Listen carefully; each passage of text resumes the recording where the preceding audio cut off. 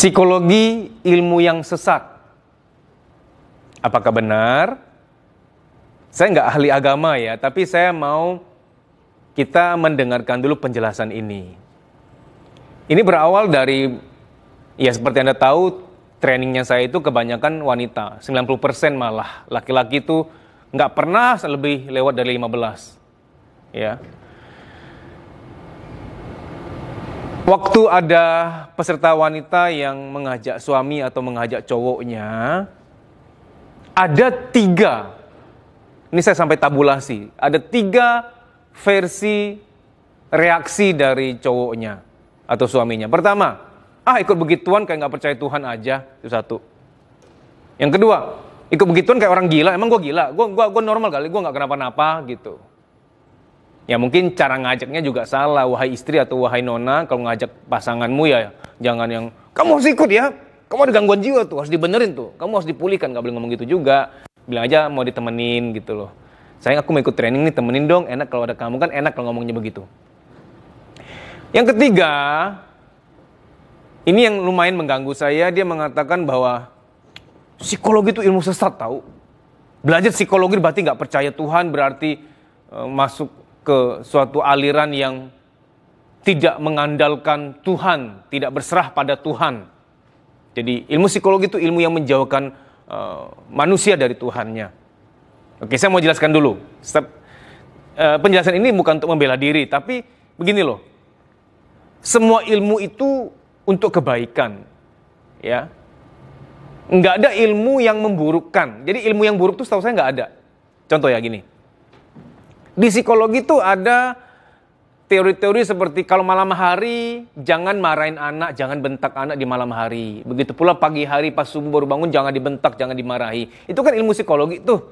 Apakah ini sesat? Mohon dijawab sendiri. Lalu, di psikologi itu ada sebuah ilmu bahwa kalau wanita habis putus cinta itu kan lagi hampa, lagi kosong, lagi depresi, lagi ngedown.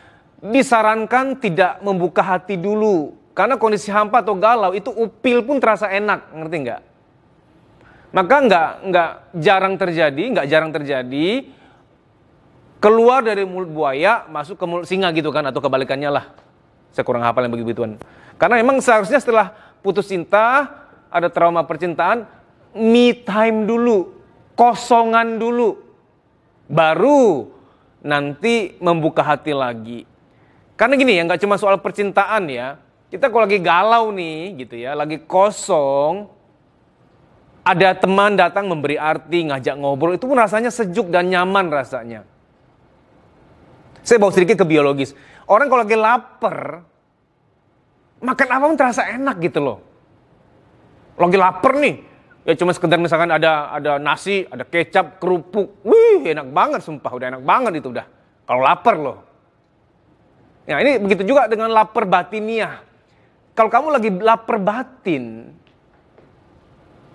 ada yang datang ngobrol memberi arti, itu nanti kecantol gitu loh. Dan kalau kamu bilang itu jodoh, nggak selalu juga itu jodoh. Ya, kalau gitu jodoh bakal banyak dong. Karena di masa hampa kamu nanti banyak juga yang akan datang beri arti.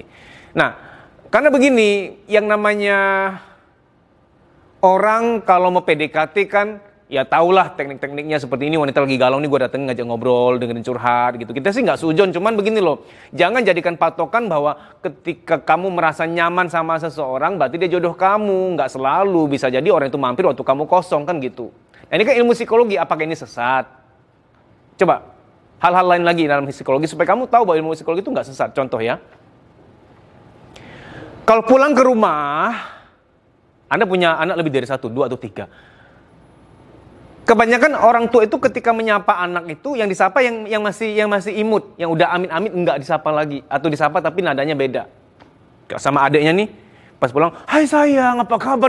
Udah makan belum sayang?" gitu, dengan wajah yang penuh cinta menjiwai gitu. Kakaknya di samping tuh.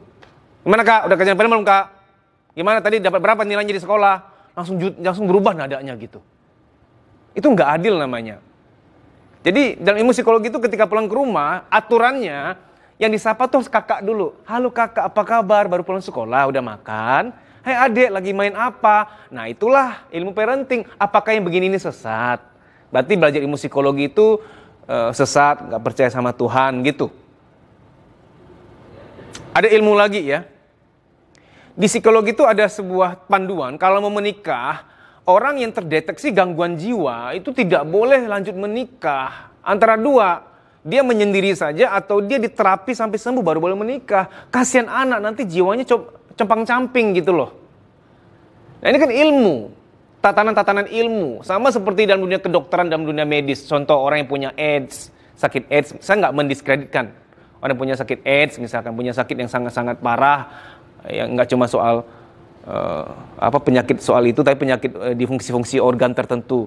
Nah, makanya sebelum menikah kan memang secara medis katanya harus dicek kesehatan dulu, check up dulu, kan untuk jaga-jaga. Kita bukan suudzon atau apa, bukan berburuk sangka, bukan menganaktirikan orang yang sakit, tidak. Tapi kan ini ilmu panduan gitu. Nah, contoh lagi dalam ilmu psikologi.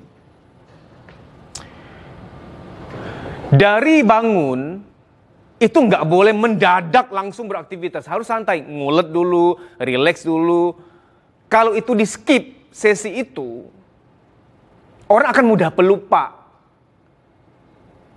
nggak konsentrasi. Karena dari gelombang delta kan tidur nyenyak, harus ke theta dulu, ngulet alfa, relax, baru ke beta. Karena ada orang yang pas bangun langsung jagoan, langsung bangun jagoan begitu. Nggak boleh, kaget otak nanti akan lost memory, nanti dalam akses memori menjadi berat. Nah ini kan ilmu, apakah ini sesat? Kan gitu. Contoh lagi.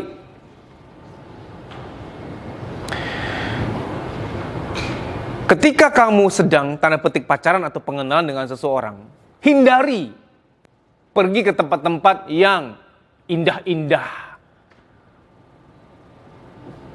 Yang ada dua hal akan terjadi. Pertama, nanti kamu nggak bisa ngelupain dia loh. Karena di mana tempat indah kamu sering bersama dia akan masuk ke memori kamu begitu kuat, terukir begitu kuat. Lalu kamu bilang, dia jodoh gua sering terngiang-ngiang dia. Itu bukan jodoh kali, kamu kebetulan pacaran atau pernah ketemuan sama dia, ya menghabiskan waktu di tempat-tempat indah gitu. Yang kedua, kenapa itu tidak boleh? Nanti nggak ada lagi tempat indah bagi kamu. Ketika udah putus sama dia, ke pantai inget dia, ke danau inget dia, ke semak-semak inget dia. Kemana lagi? Ke mall inget dia. Karena semua tempat udah pernah kau pergi sama dia gitu loh. Jadi tempat itu jadi anchor untuk mengingat dia. Jangkar pengingat, terasosiasi kepada dia. Nah ini kan ilmu. Apakah ilmu begini sesat? Contoh lagi.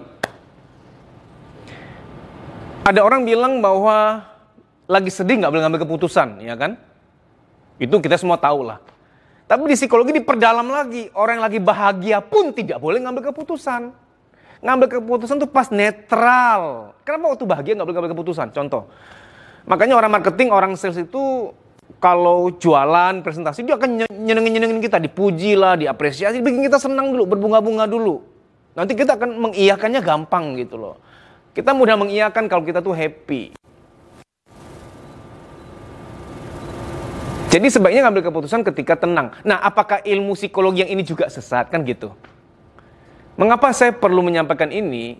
Jujur saya agak kurang suka dengan orang-orang yang belum ikut, belum belajar, udah ngejudge gitu.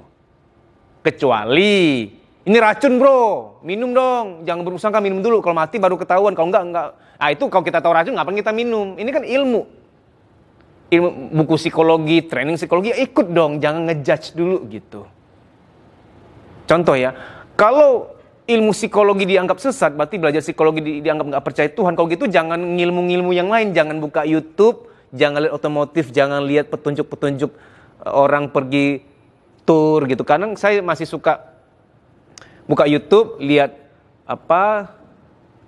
tips-tips, review orang di kota-kota apa, negara apa, wisata apa gitu. Berarti itu sesat juga dong, itu kan ngilmu dari pengalaman orang lain. Jadi saya rasa antara agama dan ilmu itu beriringan lah, artinya tidak bertentangan gitu. Ilmu masak tidak bertentangan dengan agama. Ilmu otomotif tidak bertentangan dengan agama. Ilmu parenting, ilmu psikologi pernikahan tidak bertentangan dengan agama. Jadi jangan dibenturkan. Ya. Terus begini. Saya itu pernah waktu ngomong di Instagram saya bilang gini, Nona sebelum menikah sebaiknya kamu konseling pranikah karena psikolog bisa ngebaca kejiwaan aslinya dia masih ada luka batin yang parah nggak? Kalau ada diterapi dulu nih, kalau nggak nanti cakar-cakaran nih menuangkan luka batinnya ke kamu atau ke anak, kasihan anak. Dan di situ ada grafologi untuk membaca kepribadian asli. Nah terus ada yang bilang gini, menikah niatnya ibadah, ngapain gitu-gituan?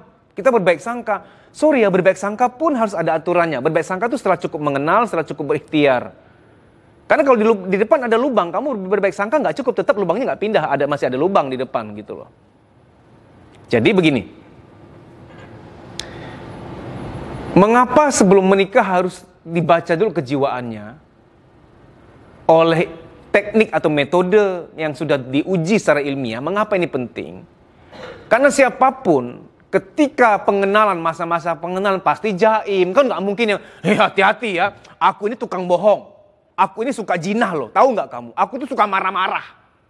Aku itu, kalau udah menikah aku akan lebih pro sama mamaku. Kamu mah harus ikut mamaku. Mamaku yang ngatur-ngatur semuanya. Kan nggak mungkin dia jujur begitu gitu loh. Hati-hati ya, aku tuh orangnya pemalas. Kamu aja.